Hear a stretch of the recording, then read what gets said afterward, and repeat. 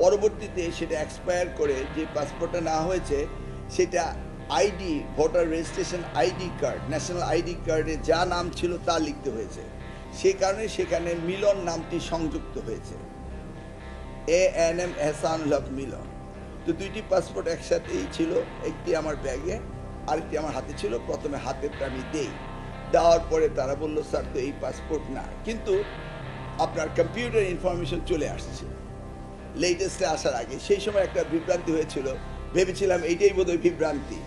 পাসপোর্টটা আনতে খানিকটা সময় চলে গেল, তারপর ওটা দেওয়া হলো। পরে জানতে পারি যে সেই পাসপোর্টের বিভ্রান্তিটা আসল বিভ্রান্তি না। প্রথমেই তারা আমার নাম টেপার পরে যে ইনফরমেশন কম্পিউটারে এসছে সেই ইনফরমেশনই রাইট ইনফরমেশন, কিন্তু আমার ধারণা ছিল এই আধা ঘন্টার মতো আমার পাসপোর্টটা আসতে চলে গিয়েছিল। সেজন্য ভেবেছিলাম ওই মূলত বিষয়টি তা না। যে কোনো অদৃশ্য কারণে, যে কোনো ষড়যন্ত্র বা চক্রান্ত যে কারণেই হোক আমাকে যেতে দেওয়া হয়নি। এবং সেইটাই আমার সেদিনকে অনুভূতি হয়েছিল যে বিগত 17 বছর আমি যখন বাইরে যাওয়ার চেষ্টা করতাম চিকিৎসার জন্য, তখন আমাকে যেতে দেওয়া হতো না। এবং কোর্ট থেকে ওয়ার্ডার নিয়ে আমি যেতাম, 3 বার গেলে 2 বার যেতে পারতাম বা 1 বার যেতে পারতাম, ফেরত দিত ইচ্ছা মাফিক।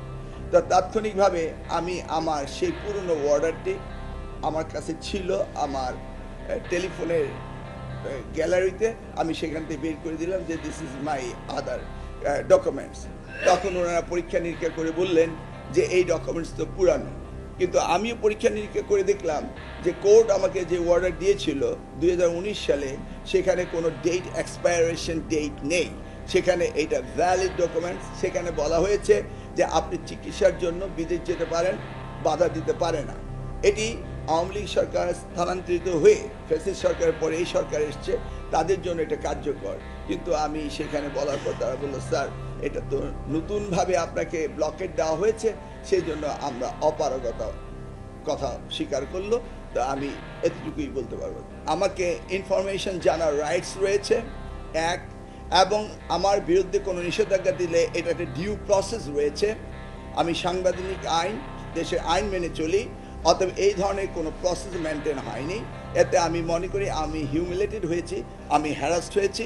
এবং এই সদ্য আমাদের এই অভ্যুত্থানের পরে যে বাংলাদেশ ফ্যাসিস্ট বিতাড়িত হওয়ার পরে সেই বাংলাদেশে এইটা ডক্টর ইউনূসের সরকারের সময় আমি কোনো অবস্থাতে আশা করতে পারি না। এবং সেই জন্যই বলছি আমি আশা করব সরকার এই বিষয়টিকে অতি শীঘ্রই কগনিজেন্সে নেবেন এবং তারা একটি সুরাহা করবেন।